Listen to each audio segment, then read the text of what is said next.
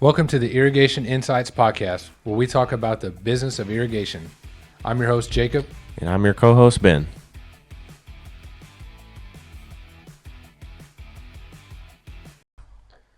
Well, it feels good to be back in the studio again. Yeah, we're back in the studio. No guests, just us. Yeah, talking shit. Yeah. I don't know. It's kind of fun when somebody's here to talk shit with, though. Yeah, I know. We got some more guests lined up. We got some more big guests. Hopefully, they'll be on soon. Yeah. Yeah, I'm ready for it. Always ready to talk shit with people. Yeah. I mean, I don't know. Last time we weren't really talking shit. We were just talking business, you know. Yeah, talking business, getting some insights. Yeah, he had a lot of good information. Robert did. Garrett and Ben, they definitely had. They're all doing different stuff than we are. That's what's cool. Everybody does things a little different. Yeah, and it's funny because you look at the things that they do, and you're like, there's no way that works. But then you see them in front of you, you're like, well, obviously it works. Yeah, for sure. I can tell you there's one thing that we're doing, Garrett and Ben are doing, and Robert's doing, and that's not charging by the hour. True. But then I'm sitting here looking at this gold piece of paper you got, and that tells me it has something to do with that. Yeah. Well, yeah, we'll get into it in a second. One thing I wanted to say was we're getting close to the end of the year. I wonder how many people are planning their growth for next year. About that many. Yeah. You know what every other irrigation company's doing right now? What's that? Fucking with Christmas lights. Yeah, Christmas lights. They got their head buried in the sand probably. Yeah. Thinking about, I got to sell all these Christmas lights. Yeah. Which, I mean, that's fine, I guess, if you like Christmas lights. But we did that for like 2 years, right? 2 or 3 years. Yeah. I don't remember what tipped the scale on that, because I swear there was like one Christmas light job we did, and you're like, fuck this. I don't know. I think more and more people getting into it, and the price is going down and down.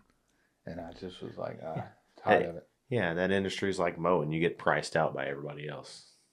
Yeah, and I don't like the idea of having 4 guys on a job to make $300. Yeah, and there's no upselling or quality in Christmas lights. You put them up. If the freaking Christmas lights fall down, I mean, that's your fault.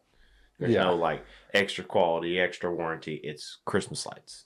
Yeah, it's like mowing your yard. You're paying me to mow the grass, and edge it, blow it off, do it right. That's what you're paying me for. Yep. Christmas lights. Your variation is: are you going to take them down? Am I buying the lights from you? Are you going to do a good job? That's it. Yeah, and you can do a great job. I had a guy that... I mean, I guess you could... I guess I mean, I guess if you get into, like, commercial, like, big stuff, you can start upselling, like, multicolored lights and, actually hooking it up to audio systems and stuff like that, but... That's where I think the money's going for Christmas lights. Yeah, and those, Ben and Garrett, they do those big commercial properties. They get into that stuff. Look, I seen Ben sent me a video one night. It was, like, freaking...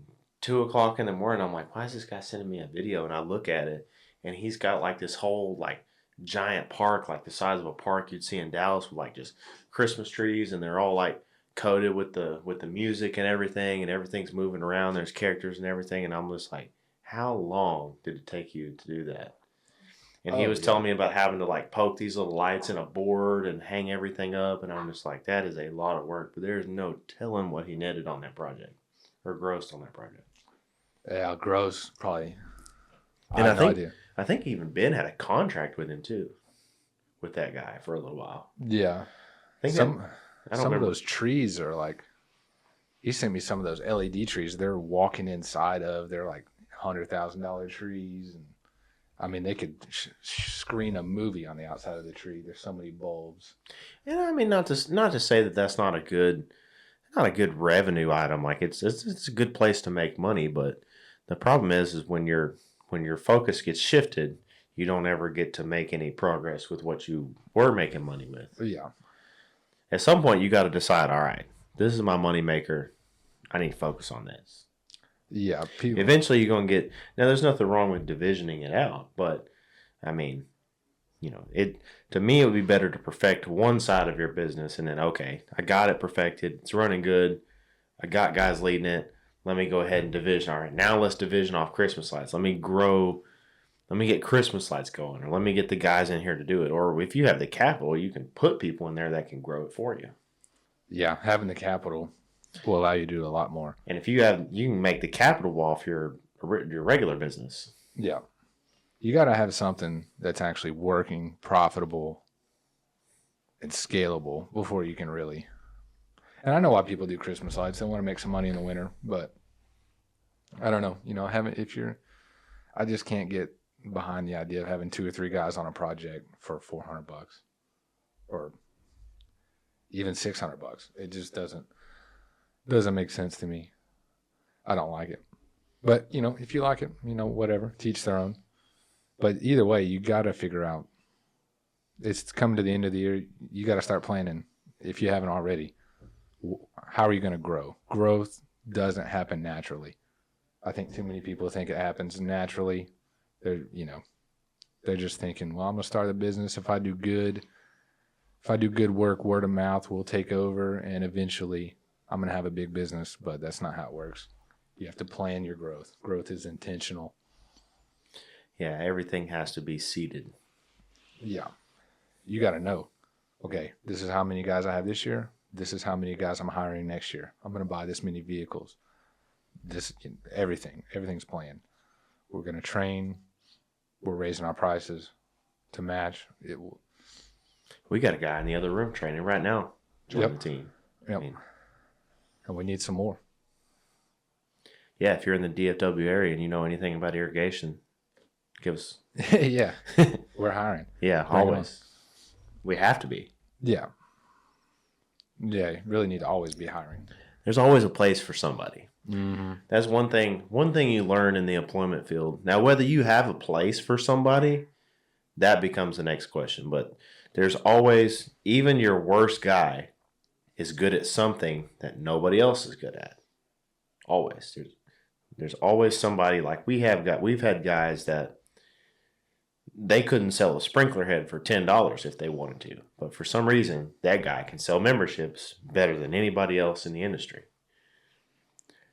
Now, he can't sell, he sucks at selling regular jobs. He sucks at taking care of things or any of this other stuff. Man, just selling memberships. Bam, bam, bam, bam, bam, bam, bam. Just like that.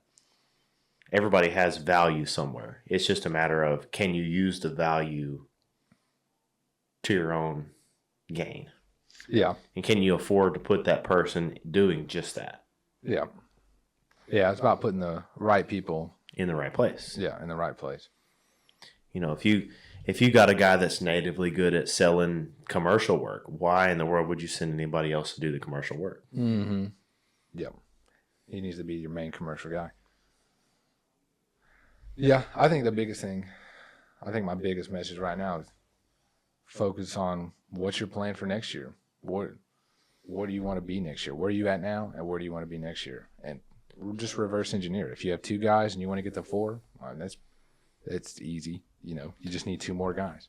So, I mean, to be perfectly transparent, when everybody else in the industry around here is worried about having to schedule everything out to take down all these Christmas lights, we're already 3 steps ahead in growth for the next year. We already got the next 2 guys in. We've already got the next, TV ads lined out. We already have all the next steps already planned and already in motion. These guys get done taking their Christmas lights down. They're like, okay, it's end of February. It's February. I need to switch back to irrigation. Well, now everybody else around you is 3 steps ahead of you. You're behind immediately. Yeah. I don't like to wait until February to hire. We're hiring now. We're going to hire, and we're going to be training all winter. That way, when the spring comes around, we're ready to go. Yeah. Our growth is already in place. Well, everybody else is trying to get their Google ads changed over. The season's already started. They're running and frantic trying to get going. And then everybody, people like us, we're already, all right, let's go. Mm-hmm. We're already ready. Yep. We already got new guys lined out. Everybody else, what are we doing? Everybody else is advertising Christmas lights. Let's do this. Okay, what are we doing? We're focused on sprinklers. Yeah, well, what are we doing? We're hiring. We're sending outbound texts to our customers. Sending outbound texts. Running TV ads. Scheduling. Retargeting. Yeah, scheduling visits to our members. Trying to get us in there. Keep up our what's the word I'm looking for? presence, keeping our presence there. Yeah, looking for a new warehouse. Mm-hmm. Yeah, definitely that. It's all about growth. You got to plan your growth. It does not happen naturally. If anything, it's unnatural. It's unnatural and it's hard. So you have to really be intentional about it.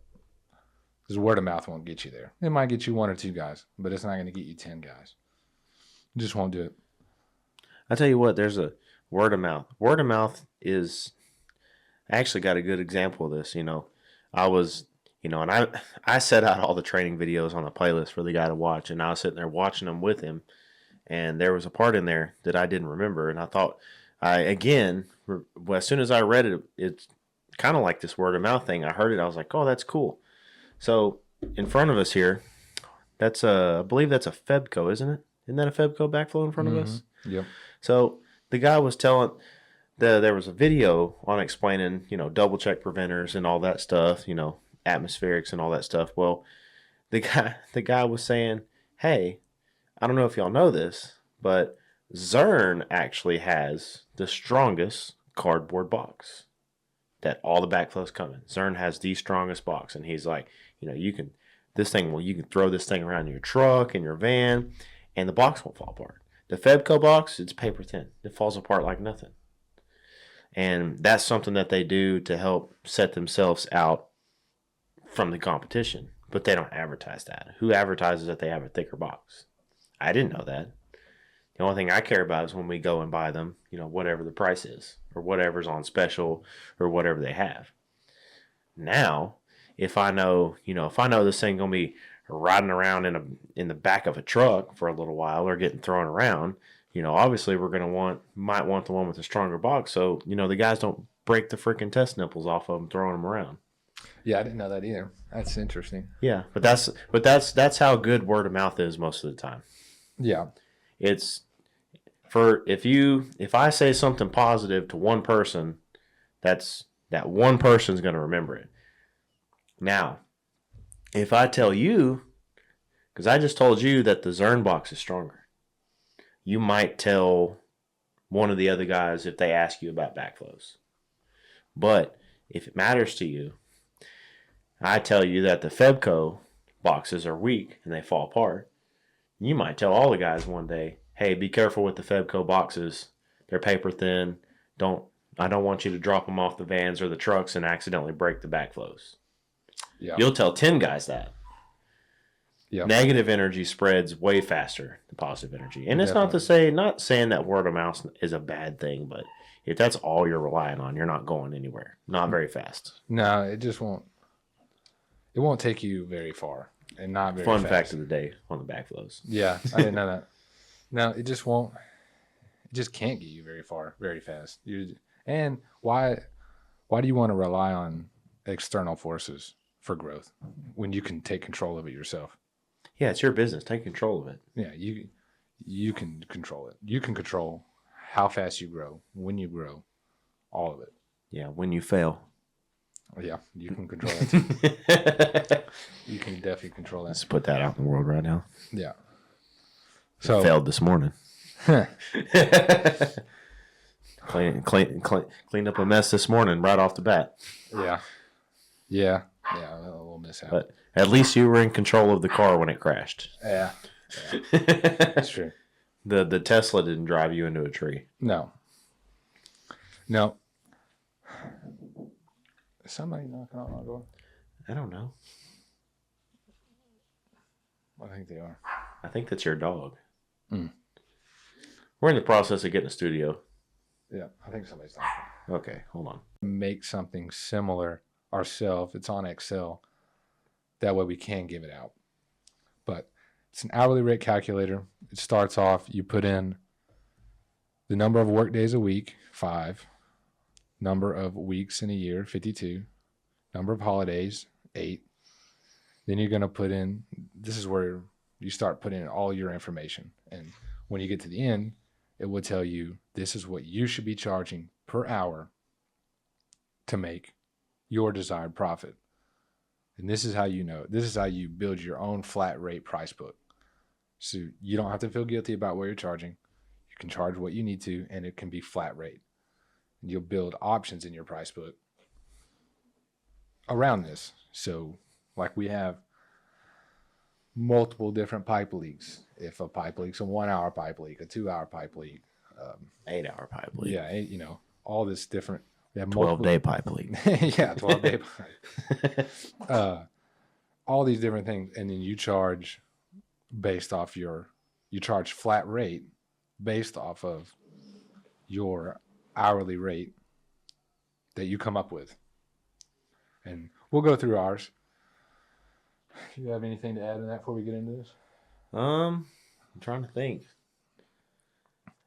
I mean, what's the basis of this, right? Because we could, let's say we get to the end of this and your hourly rate ends up being $400.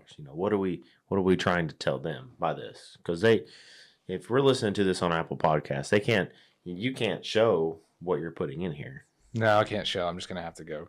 The idea is to get people to understand that, because I see people charging hourly. One, hourly is not scalable. That's why I don't like it. That's what I don't like. I don't like charging hourly because it's not scalable.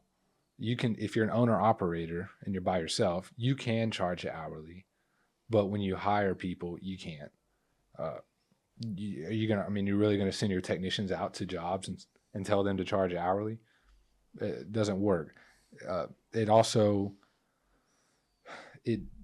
incentivizes the bad people, the bad technicians. If you do decide to have all your technicians charging hourly, like Ben here, he can get jobs done super fast. So if he's charging hourly, he's one of the best guys. He'll make the least amount of money being so fast versus a guy who's new, just got his license, just starting out.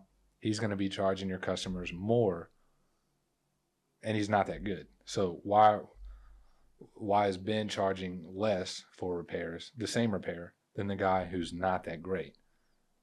That's why that's why we do flat rate. I'm trying to think of any other reasons I don't like it. Those are the big ones, Well, it's hard to keep track of. I mean, it's not hard to keep track of in the sense of, yeah, we could systemize it and keep track of it. But it's hard to keep, like you said, it's hard to keep track of it in the sense of, hey, say, because then you have to have a book, right? You can't you're going to find very few people that you can just go out to their house and say, all right, I'm going to put a double check in, I'm going to charge you by the hour.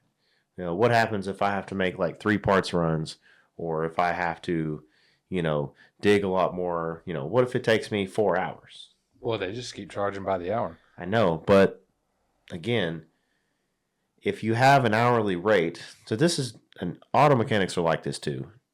Auto mechanics will charge by the hour, but every single job that you do, so like if you're changing an alternator or you're changing a transmission, everything has a book rate. Mm-hmm. So it tells you, you take your car into service, right? And you say, hey, this is doing this. Guy comes back to you, hey, you need a new engine. It's X amount of dollars. So they approve it.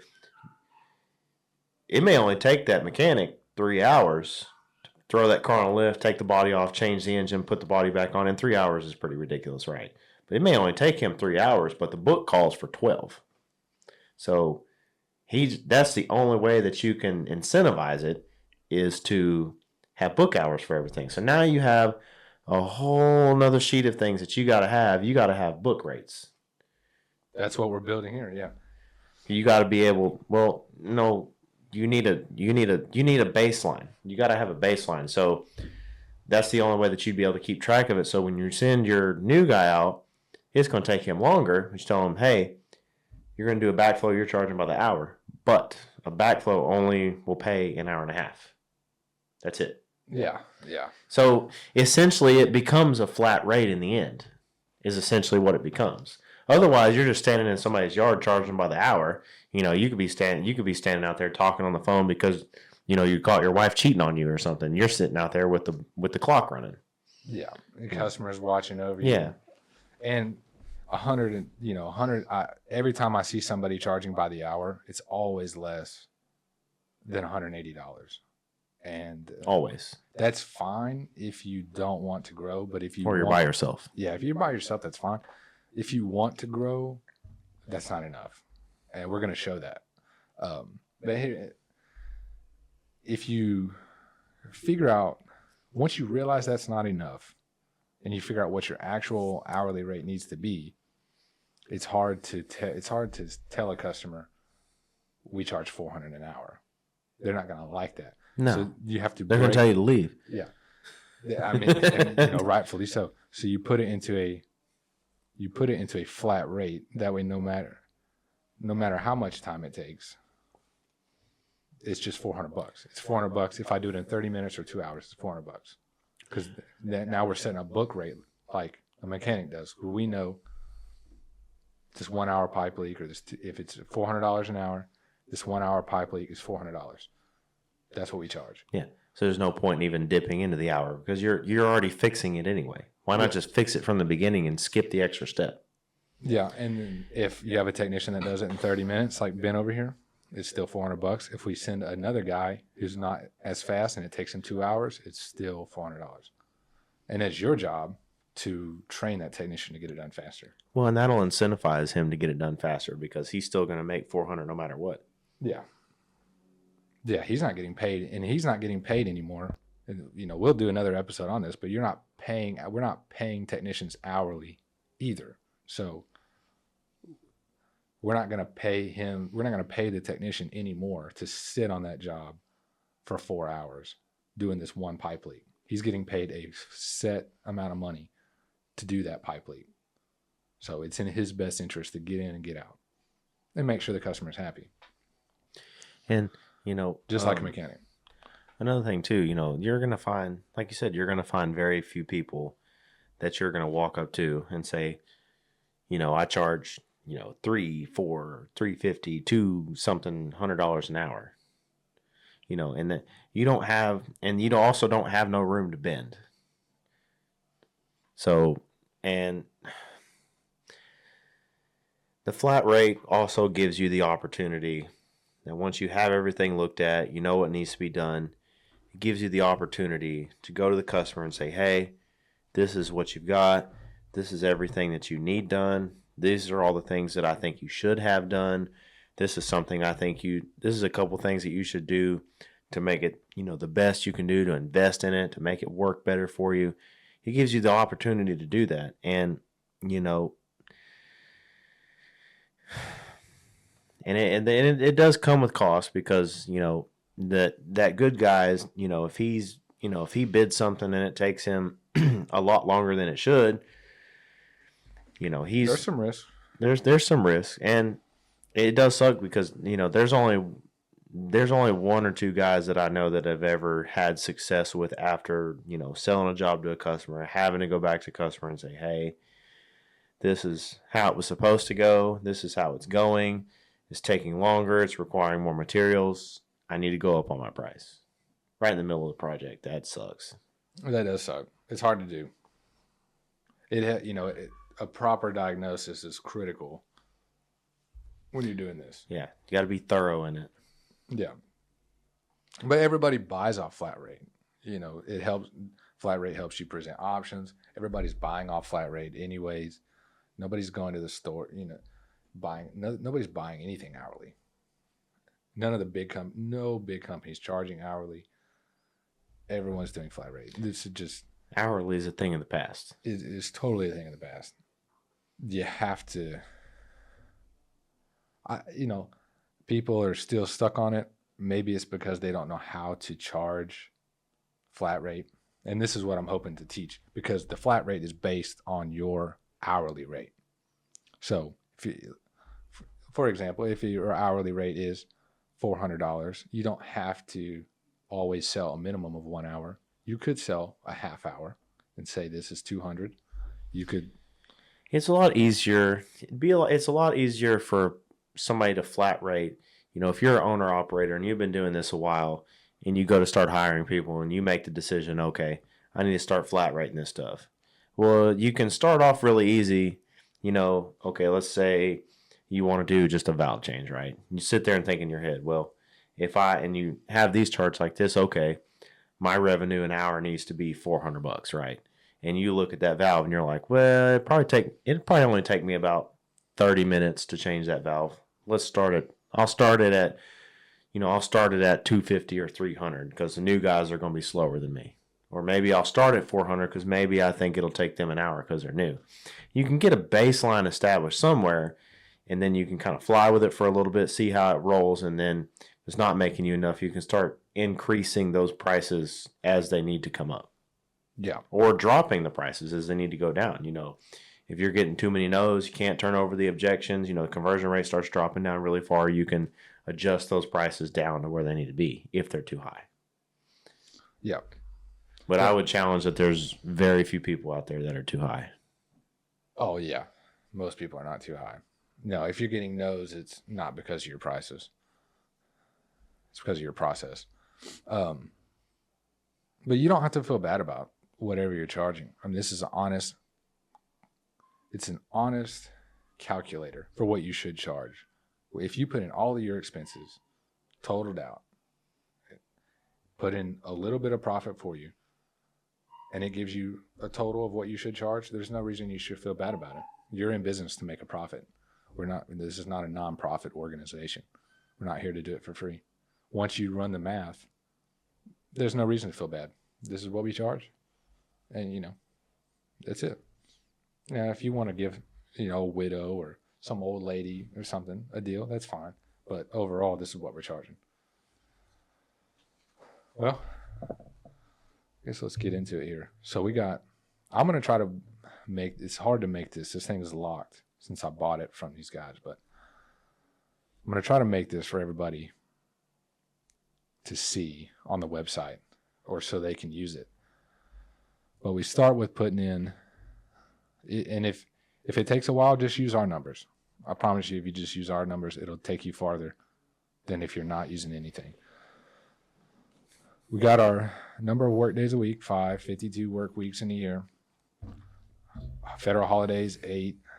Then we put in the number of vacation days and the number of personal days. And then we get a total work days, 242 per year. So we got 242 work days per year. Then it goes down to how many hours a day are we working? 8. 1,936 work hours per year. Number of service vehicles, put that in.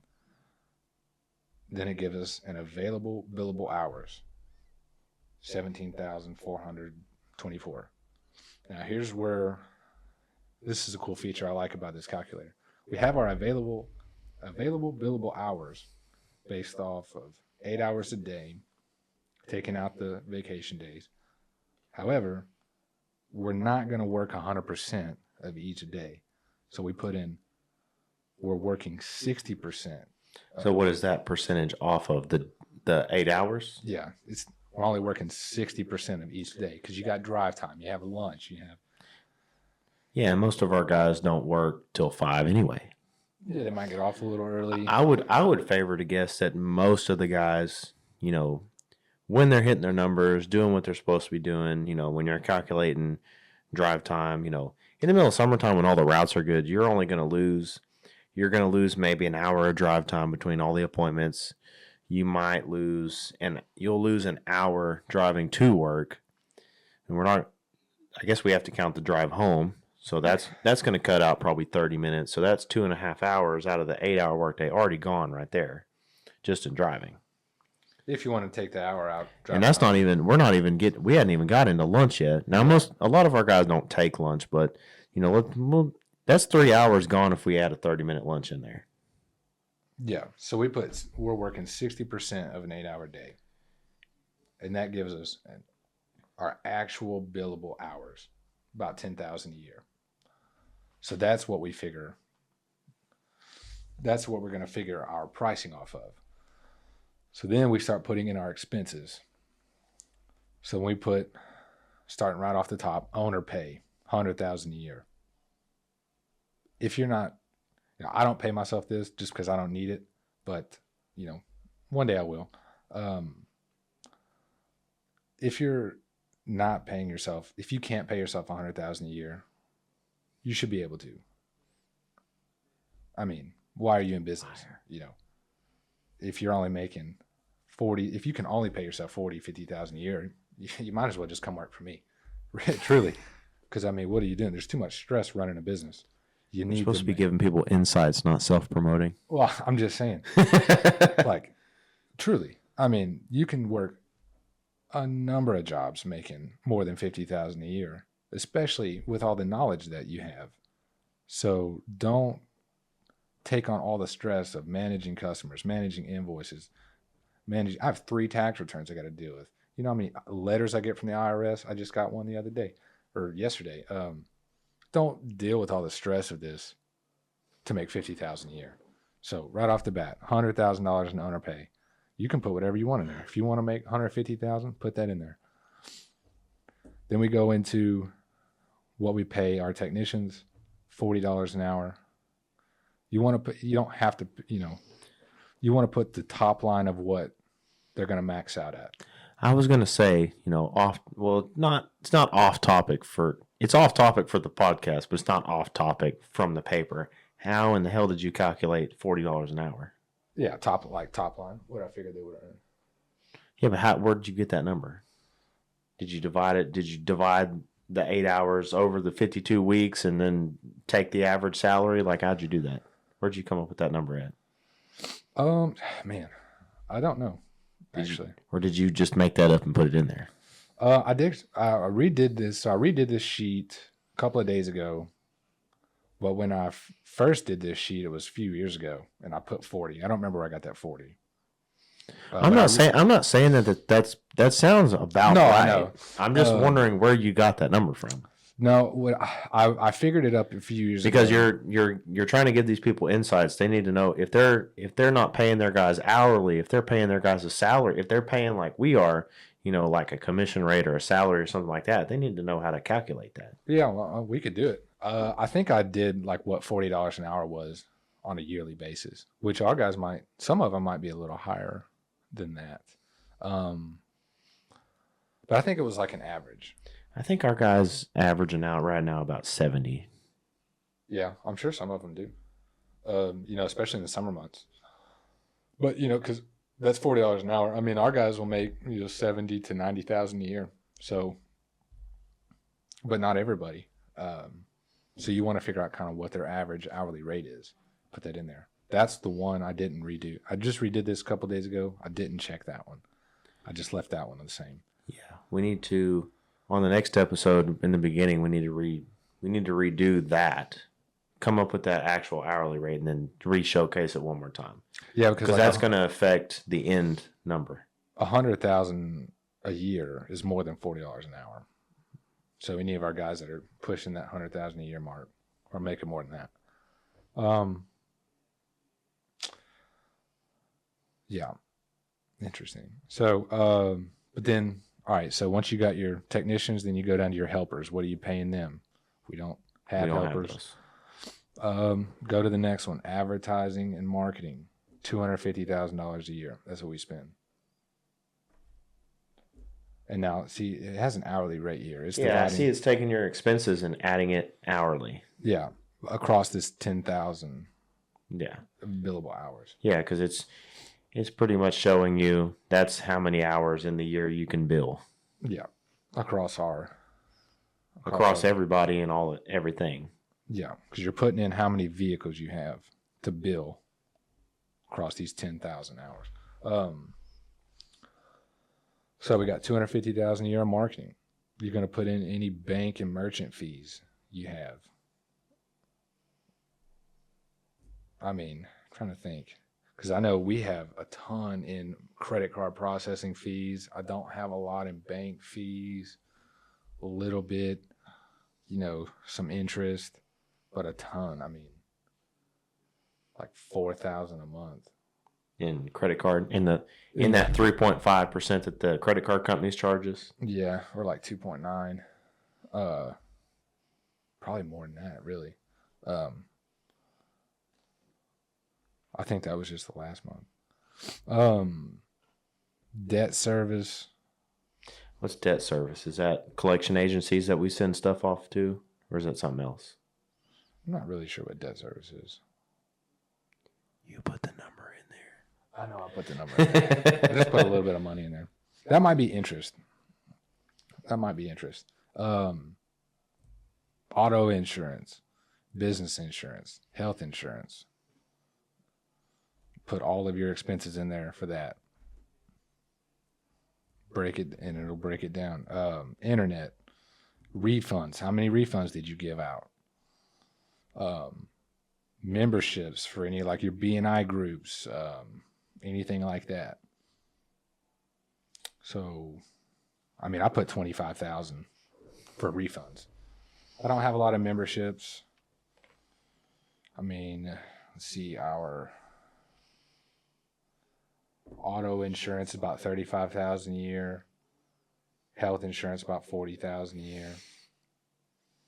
Office salaries, I got 165,000 a year. Now, who's office salaries? That's gonna be you and Kelly. Oh, okay. Just checking. And like backup CSRs or like Jill's office.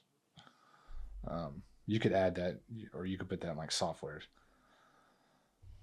Office supplies, not, everything's so digital. When you have something like Service Titan, everything's so digital. You don't have a lot in office supplies. Professional licensing, keeping up with your irrigator's license, your applicator's license, like we have, anything else. Other professional services, your accountant, your marketing agencies. I put my marketing in marketing, but your accountant, anything else, any professional service, CFOs, rent, lease, what are you spending on your building? Put that in there. I put 60,000 a year for that. Replacement allowance, anything that needs to be replaced, locators, tools, just Shovels. yeah, not any heavy equipment, or I would say not vehicles, but just the equipment. And then this taxes is already set in here, 15.3%. So it's just gonna give you a number there. Phone, our phone's built into Service Titan. Uniform, I got 10,000 a year for that. Those freaking jackets we ordered were $130 a piece. I just ordered. Utilities, vehicle fuel. I think that number is actually a little low. Probably. Let me go on my road trip. Yeah. Vehicle leasing or your vehicle payments, all your vehicle maintenance. What do you spend on oil changes, wiper blades, getting it repairs, everything. And then just generic other expenses, anything not covered in this category. Did you just throw 50 grand in there just because? Yep. Okay. Just checking. Yeah. Just threw 50 grand in there.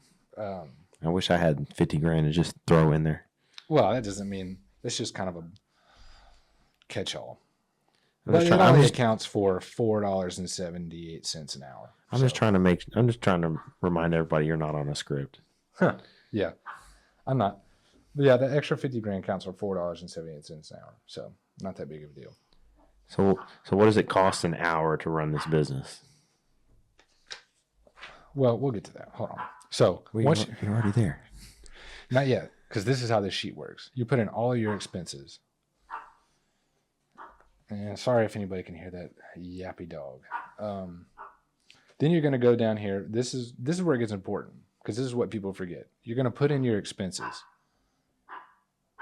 And that is, okay, I'll tell you this, $138 an hour divided across all of the technicians just to cover the expenses.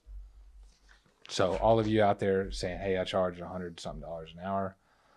It's not enough. I mean, you probably don't have the expenses we do, but still, if you want to, like I said, if you want to grow, you need to charge for where you want to be, not for where you are. $138 just to cover our expenses. So then we get down here to the 12-month growth. This is where you can start putting in development, equipment, vehicle, and other. You can allocate some money. Hey, do I need to buy 2 vans next year? 4 vans. Are we hiring? Are we doing some training?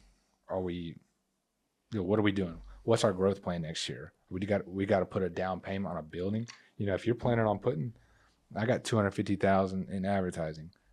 That's $23.91 an hour across all the technicians. If I want to put $250,000 down on a building, maybe I put that in our 12-month growth. Yeah, and then it goes up another $23. And it goes up another $23. Well, and 24 technically. Yeah, 24. 91. And then we can get ready to put a down payment down on a building we want to buy. So you got to charge for your growth, not just for your expenses. I mean, this is something that people seem to forget. Your customers pay for everything. They pay for everything. Your money only comes from your customers. So they're paying for your expenses. They're paying for your personal income. They're paying for your growth. They pay for your marketing. That billboard you want, they pay for that. The Little League sponsorship you want to do, they pay for that. They pay for it all. The vans, the wraps. You want to send your best guy on a vacation? They're paying for that. They're paying for it all. So the 12-month growth, add it in there if you planning it out. Then once you have all of your 12-month growth added up, you put in how much profit. This is the next biggest thing. How much profit, your gross profit, do you want to make? I put in 55% gross profit. That way, after taxes, will come down to, roughly 20%. So once we add in all this, our honest hourly rate, $306. That's what we have to make. That's what we have to charge. That's what we have to charge to be able to grow or to be successful. To cover our expenses, make 20% net profit. We got to make $138 an hour to go nowhere. Yeah, $138 just to cover expenses. And these are good numbers because we're not even at that. Yeah, no, we struggle to hit this sometimes. We're not that far behind it. We're at like 260, 270. Yeah. Our revenue per hour, yeah. Yeah, and really, we charge this. It's just more of like, that's where it comes back to maybe you charge $350 for a leak, but it ends up taking you 2 hours. That's where you really need to make sure your diagnosis is down. On point. Yeah. That comes from training your guys. Yeah. Well, and lots of companies will even tell you too that you really training should never end because the industry is always changing. Yeah. No, I don't. We need to get to a point where we're training constantly. Yeah, quarterly or even more than that. Monthly, yeah, maybe bi-weekly training. Oh, that might be a little excessive. I don't think so, dude. I think training, whether it be on the work or on sales, on customer service, just something. There's always something to train on. But that's what it is, $306. And then you don't have to feel bad. And yours might be a little more, a little less, but you don't have to feel bad for it because we know. We've done the math.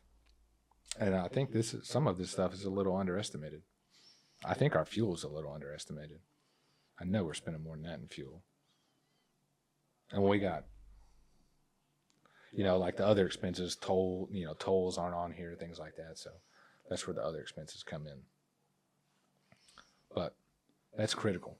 And then once you have your hourly rate, then you can start building out your price book. And you say, well, I know this repair takes an hour, so I got to have at least $306 plus parts. So this repair is whatever, $340. It's a 2-hour job. So that's $700.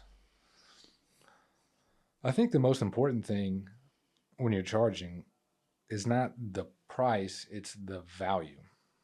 Wouldn't you agree? Or your level of service. If you're going to charge higher, bring your prices up, bring your level of service up. There comes a point where you give a customer so much value that the price is irrelevant. Yeah. Yep. And not, this works for most people. Not every customer. Some customers only care about the price. those aren't your customers. We don't. If all they're looking for is the cheapest price, they called the wrong people. Yeah, they called the wrong people. They can go back to the chuck in the truck, charging $120 an hour. Yeah, those are the guys that tell you, well, I used to have a guy that would do it for this. Where'd he go? Yeah, where's he at? Oh, out of business, retired. I called him, he didn't answer. He works for a company now because he couldn't make it. Mm-hmm. Why do you have to start working for a company? Yeah, not interested.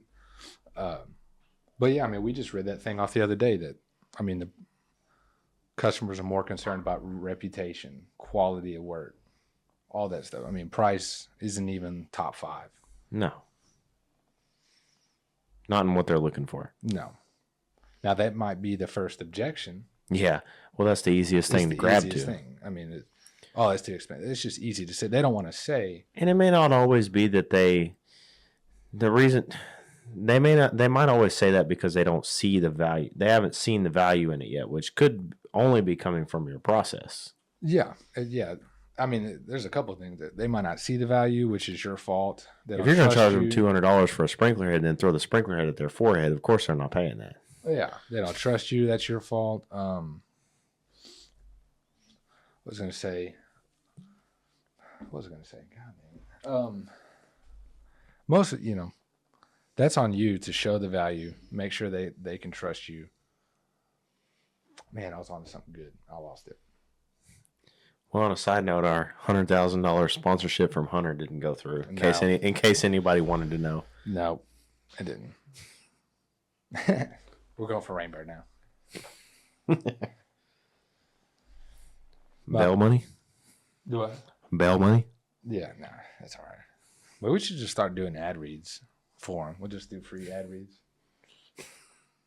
This episode is brought to you by Blue Chew. I know you didn't just say Blue Chew, did it? Oh, man. Just when I thought I got that out of my head. I can't scroll through Facebook without seeing that. Yeah. And all you see is that guy that's popular on Instagram that always has the goose. I can't remember his name.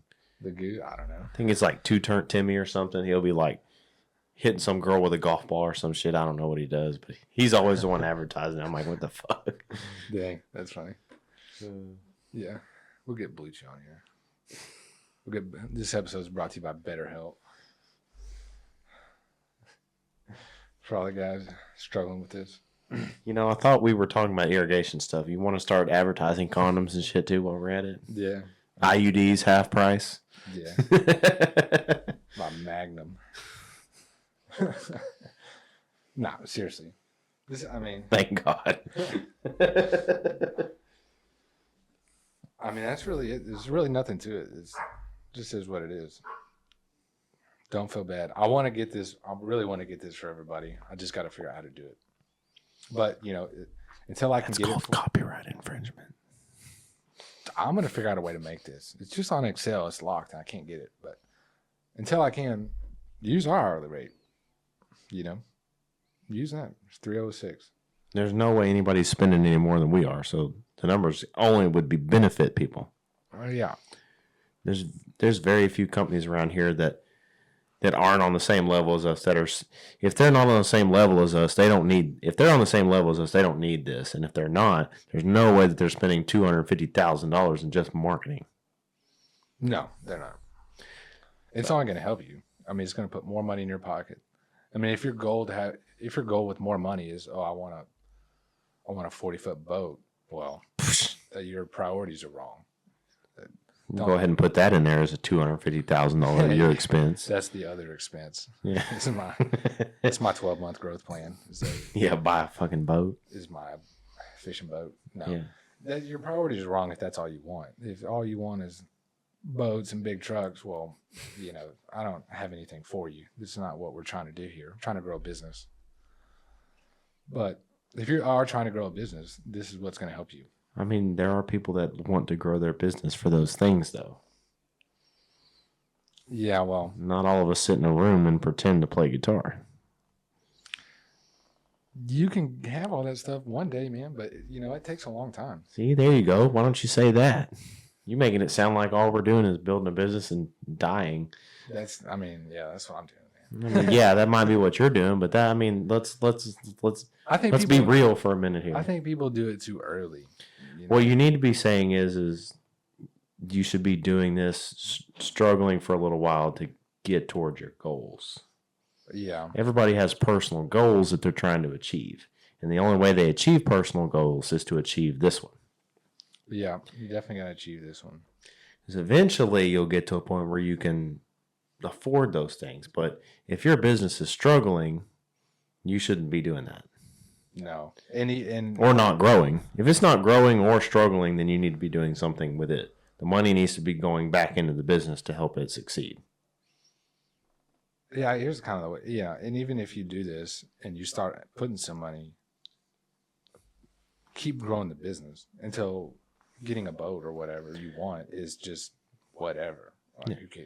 That shouldn't be your only goal, but most people build a business to achieve their own personal goals. You got to account for that. Oh yeah, I've just seen people, man. They do it too early. They finally get to like $1 million, or I've seen people get to freaking $700,000. There you go. I'm about to get a $900,000 or $90,000 truck. I'm about to get me a custom built diesel. Dustin. $600,000 revenue. It's like, why? You don't need it. You need to take that $100,000 and pour it back into the business, and then next year you'll have $900,000 in revenue with that $100,000 that you put back in. Yeah, and then when you get to $900,000, still don't buy the truck. Yeah. See, that's what you need to be saying. You got to include that in there because that's what most people want to do. Yeah, don't. You need to resist the urge. You need to figure out how to educate people on when it's time. Rent the boat. Yeah, rent the boat. Yeah, or buy the boat and rent it. Yeah. Don't lose that business mentality. I just hate to see people, they get a little money and then they blow it. See, you go buy a big giant pontoon boat and then you can rent it out every weekend and you can be the captain, and then all you'll be doing is on the weekends you'll be partying on your boat. There'll be a bunch of young single women standing on it, and you achieved your goal. You got your boat, now you're renting it out, now you're making more money. That's dangerous. Yeah, I mean, it is dangerous, but I'll just stay away from that. If you don't lose that business mindset, you'll always be ahead of the game. Yeah, I got to stay away from that. Well, just because you can't handle it doesn't mean other people can. Yeah, I got to stay away from. I know what happens to you when you get too far down. Yeah, I've seen you go off the deep end. Oh no. $10,000 on a 1980s model truck. Yeah, that was a bad. When you needed to pay some probation fees for some other things. Yeah. Some other things that we can't speak of that have 3 letters in it. Yeah. But I mean, everybody comes from somewhere. But that's a good chart on how to be successful with what you got. Yeah. But you got to start with flat rate. Can't do hourly. It just doesn't work anymore. Mm-mm. There was probably a time where parts and time and a half was probably good. That time's not here anymore. No, it's gone. If you're charging hourly, you're not going anywhere. You'll have to charge. You'll end up having to charge this in your hourly rate, and nobody's going to pay it. Yeah, nobody will pay it. If you go up and straight flat tell people, hey, my hourly rate's $306, they're going to look at you like that one guy looked at me and said, I pay my lawyer less than that. Get off my property. Yeah, which is crazy because lawyers definitely charge more than $300. Yeah. But that's the mindset that they're going to have. Yeah. They're just, they just can't handle it because if you say it's $300, they're like, well, I don't make $300 an hour. Well, that's their fault. Yeah. It's like, what's that got to do with me? This isn't, nobody's making, I'm not making $300. Nobody's making $300. This is what we charge. Yeah, they just can't wrap their mind. But if you say it's $300 or it's $350 to fix this, then they're like, oh, okay, I can do that. It's just a reframing. Yeah. It's all in changing the process. Mm-hmm. That's all it is. I guess that's it. And I can tell you something too. I've seen it happen to you. If you'll get these guys to get in that business mindset, I would favor to guess that once they start to see the growth and see the change, if they'll hold off on, achieving their personal goals a little too early, if they'll watch the growth, they might be more interested in seeing how far they can grow it. Yeah. Why buy the $100,000 truck and struggle a little bit when you could wait just a few years and you could buy 5 of those $100,000 trucks and not even struggle a little bit? Yeah. You can put you and all your service managers in those trucks in a few years if you just wait, keep putting money where it needs to go, and you keep going ahead. Yeah, get to a point where you can just walk into the dealership and just be like, I want that one. Yeah. Bring it over here. I'll sign it. Yeah. Get in it and just say, give me the keys. Yeah, I mean, I bought 2 vehicles. Put it on my credit card. Never even saw it. I mean, I just called up the dude and was like, hey, this stock number and this stock number, I want them. Ship them to my house. Yep. And he said, it's all right. I'll send you the paperwork. I signed it on the computer, sent it back. 2 days later, they showed up in my driveway. Yep. When in the first years we were like looking at rates and looking at how much it was going to be and just no.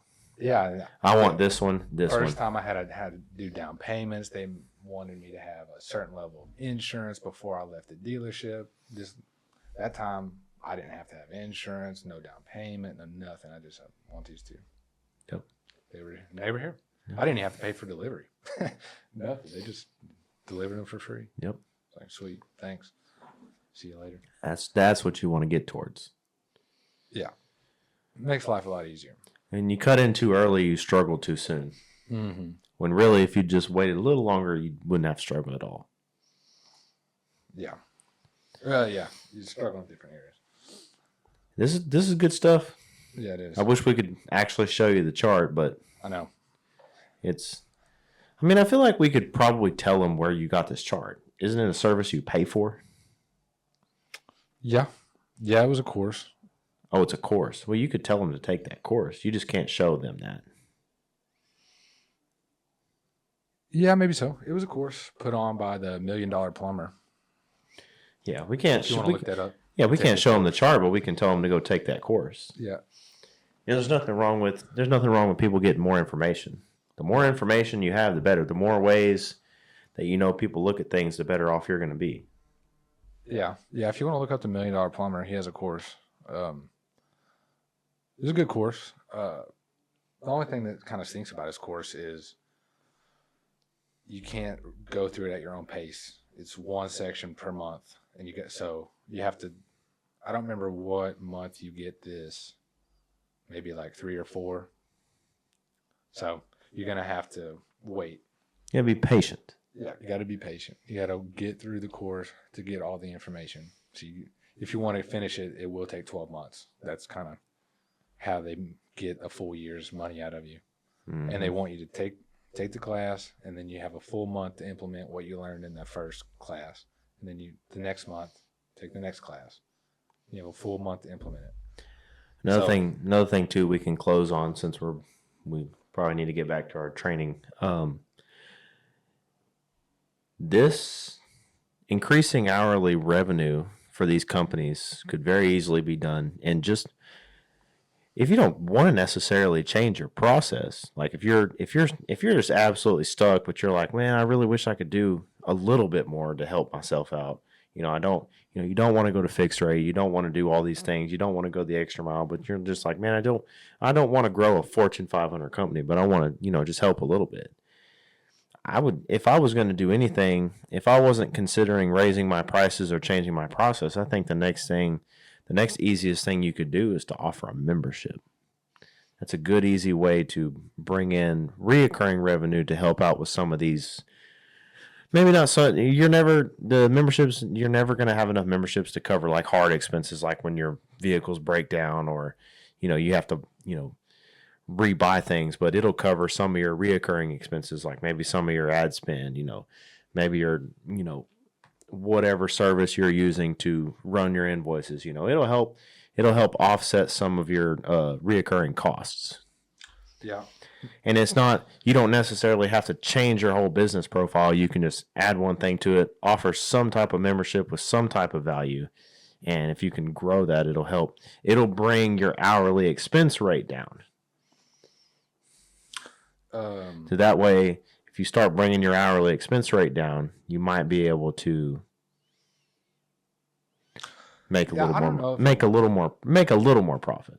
I don't know. I don't know if I would ever lower it. Like once you have your expenses, even if you had a memberships, I don't know if I would lower it. Well, no, but it would. No, you don't want to. You don't want to lower it, but I'm saying it will lower this one. Oh, the expense rate. I see. It'll lower. It'll lower the hourly expense rate to where that business owner is now. Not only is he now making a little more money that he can afford to put into his business, but now he's got reoccurring income to help build value to the business, like we talked about in the first episode. Yeah.